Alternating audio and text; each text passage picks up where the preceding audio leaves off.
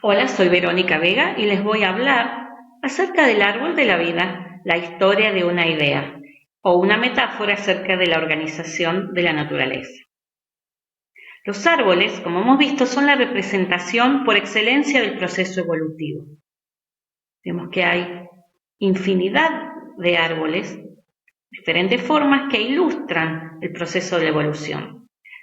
Sin embargo, la humanidad no siempre usó esta metáfora o esta representación para ver la organización de la naturaleza y cómo se disponía su diversidad, sino que antes usaron escaleras.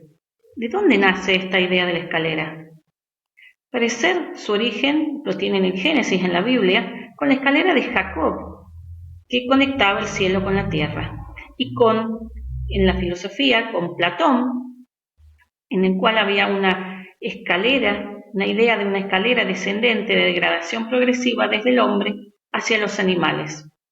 Aristóteles invierte esta idea y en vez de una degradación progresiva tenemos una progresión ascendente, desde la materia inanimada hasta el hombre. Sin embargo, aún la idea en Aristóteles era muy vaga.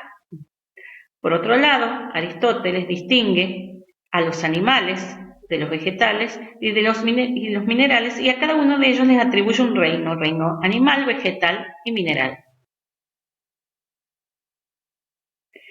La escala natura, entonces, es una idea recurrente a lo largo de toda la historia de la humanidad, sigue persistiendo, pero alcanza su apogeo en el siglo XVIII, época del iluminismo, de la ilustración y del enciclopedismo. Esta idea era compartida entonces por muchos naturalistas de la época, pero su apogeo entonces lo alcanza con la propuesta de la gran cadena del ser de Charles Bonnet, que incluye a toda la naturaleza en un continuo hasta llegar al hombre como ser más perfecto. La idea en ese momento, que está implícita en la gran cadena del ser, es que la naturaleza no da saltos. Como vemos entonces, la escala nature o escalera natural es una escalera de progreso, pero sin embargo es una escalera estática. Cada organismo permanece en su escala, en su escalón. Con Linneo, fines del siglo XVIII, nace la taxonomía. Linneo distingue los reinos animalia o animal y vegetal, como lo hacía Aristóteles, pero además agrega el grupo de los Caus Infusorium para incluir a todos estos organismos, los cuales que eran microscópicos y que no encajaban en ninguno de estos grupos. Pero la taxonomía clásica de Linneo entonces mantiene la idea de dos reinos de Aristóteles como reino animal y vegetal. Linneo se conoce como el padre de la taxonomía. Una cosa interesante de Linneo es que además dentro del reino animal incluye al hombre. Como decíamos, la taxonomía linneana, que aún se usa hoy en día con algunos cambios, propone categorías anidadas de jerarquías, unas incluidas dentro de otras. Este tipo de organización también se conoce como árbol de Porfirio. Por lo tanto, Linneo tenía un sistema de clasificación que era el tipo arborescente. Sin embargo, su organización o su forma de ver la naturaleza era la de una escalera, lo que le otorga una interesante dualidad, como ya vimos era compartida por otros naturalistas de la época. En el siglo XIX, Charles Darwin propone su teoría de la evolución por selección natural y además la idea de que todos los seres vivos descienden de un único antepasado común. Esta idea darwiniana queda implícita entonces en el patrón del árbol de la vida que comparten todos los seres vivos, incluido el hombre. Por ello, la única ilustración del origen de las especies de Darwin es un árbol. Haeckel, defensor de las ideas darwinianas a fines del siglo XIX, elabora hermosos árboles evolutivos y además se incorporan ellos al reino protista, el reino de los microorganismos. También nos regala bellísimas ilustraciones de protistas. Y complejos y muy elaborados, muy artísticos, árboles evolutivos. En el siglo XX, Edouard Chaton propone que todas las células pueden dividirse en dos grandes grupos, procariotas y eucariotas.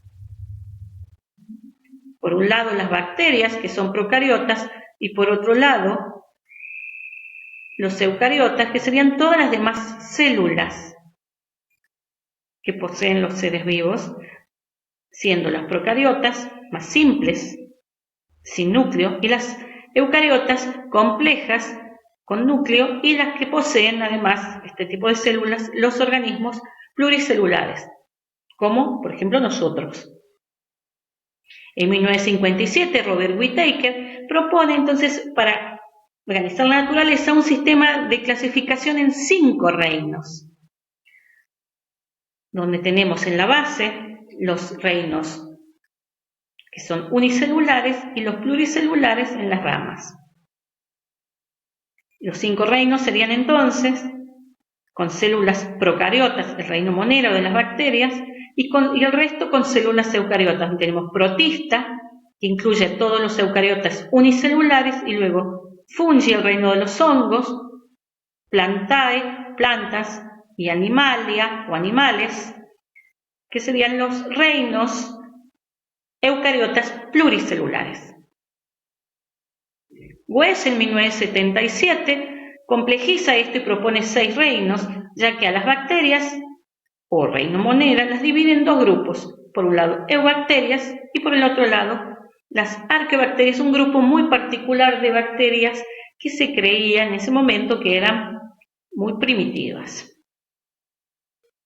El mismo West en 1990 complejiza más y propone un cambio muy drástico.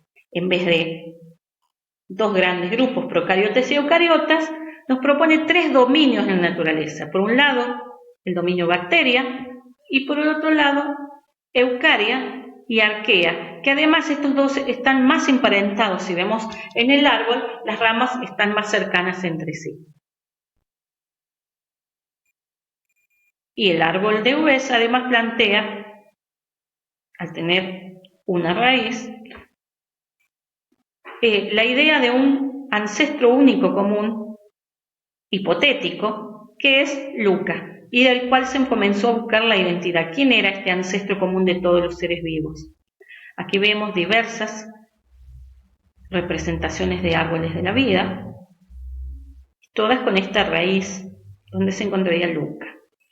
Pero esta señora, Lynn Margulis, en 1967 propone algo bastante revolucionario en su momento, que fue que las organelas de las células eucariotas se habrían originado por fusión de bacterias. Por lo tanto, en el proceso evolutivo, propone Margulis, no solamente habría que tener en cuenta la separación de ramas, la ramificación, sino también la fusión de distintas ramas, o sea, la anostomosis. Y esto viene a complejizar la topología de nuestro árbol, porque ya vemos que empezamos a tener en cuenta estas fusiones de ramas, y en nuestra raíz además vemos que no hay una raíz definida. Cuando se busca el Luca se ve que no hay un Luca, sino muchos Lucas, o sea, varias células que podrían haber dado origen, todas juntas, a los reinos de los seres vivos actuales. Por lo tanto, nuestro árbol deja de ser un árbol y tiene más el aspecto de una enredadera. Esto de una raíz que no se encuentra tiene que ver con que al principio las primeras células habrían realizado más predominantemente la transferencia lateral de genes, o sea, pasarse material genético unas a otras, que el pasado o pasaje de padres a hijos del material genético, lo que se conoce como transferencia vertical. Luego, en la historia de la evolución, habría comenzado a predominar la transferencia vertical de genes. Por lo tanto, hoy en día la biología nos plantea si es necesaria una nueva metáfora, como por ejemplo algunos autores proponen un anillo de la vida. ¿Ha quedado sobrepasado este árbol de la vida? Y por ejemplo, el anillo de la vida justamente lo que propone es la fusión de distintas ramas para originar otros grupos de organismos. Y como en ciencia nada es definitivo, esta historia continúa.